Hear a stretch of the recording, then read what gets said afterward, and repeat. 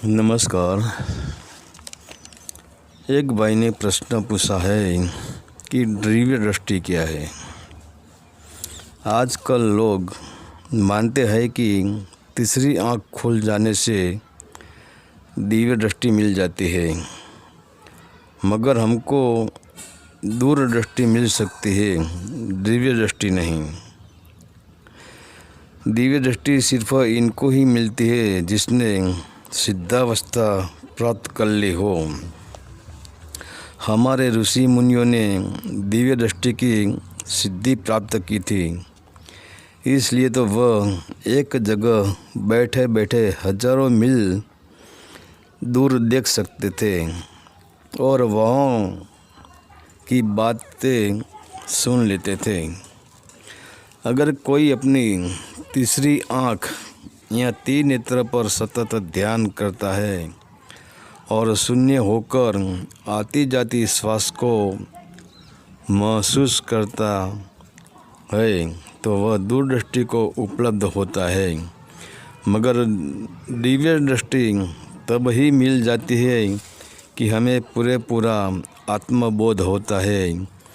मतलब जब तक आत्मबोध की उपलब्धि नहीं होती, स्व की समझ नहीं होती, तब तक दिव्य दृष्टि प्राप्त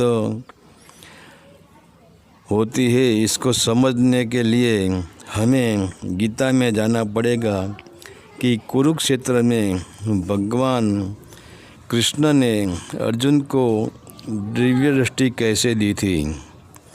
पहले तो भगवान ने कर्म योग का ज्ञान दिया, फिर भक्ति योग का ज्ञान दिया, फिर कृष्ण अर्जुन को ज्ञान योग में ले गए।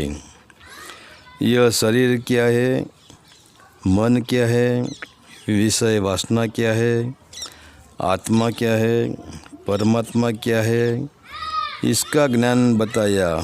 बाद में अर्जुन ने कहा, हे भगवान, अब मेरे सभी संशय मिट चुके हैं, क्योंकि आपने मेरे मन में रहे हर सवालों मुझे समझा दिया।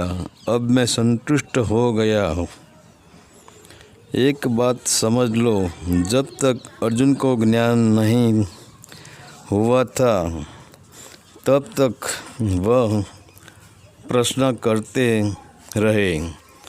जैसे हम खिचड़ी पकाते हैं, वैसे ही जब कच्ची खिचड़ी है तो वह खिचड़ी बोल बोल करती है, मगर जब पक जाती है तो शांत हो जाती है।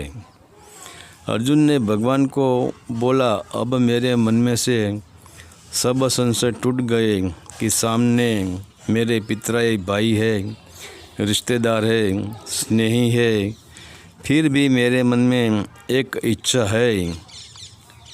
तब भगवान ने कहा, बोलो पार्थ, क्या इच्छा है। बोले, आपके विराट स्वरूप का दर्शन करने की इच्छा।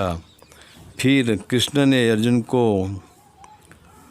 अपना विराट स्वरूप दिखाया। अर्जुन को जब तक ज्ञान नहीं था तब तक विराट स्वरूप का दर्शन नहीं कर सकता था। जब तक आत्म जागरण, आत्मबोध नहीं हो जाता तब तक दिव्य दृष्टि नहीं खुल सकती है।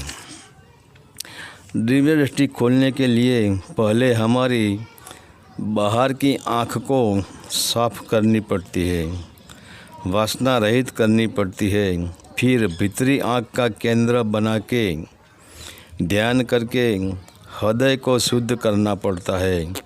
फिर जागृत, स्वप्न, सुषुप्ति तीनों अवस्था को पार करना पड़ता है।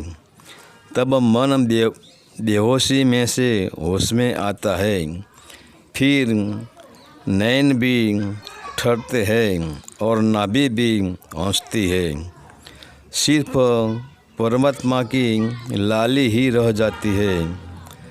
तब सीमा टूट जाती है और असीम दृष्टि खुल जाती है, जिसको हम दिव्य दृष्टि भी कहते हैं।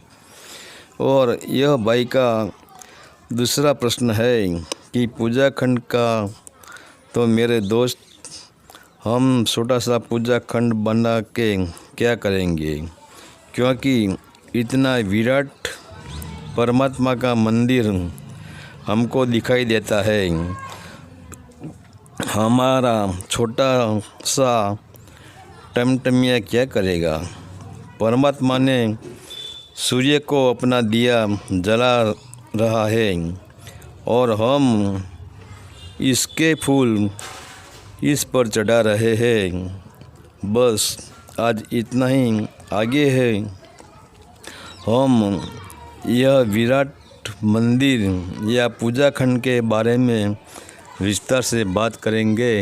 हरिओम तत्सत। आदेश का प्रणाम।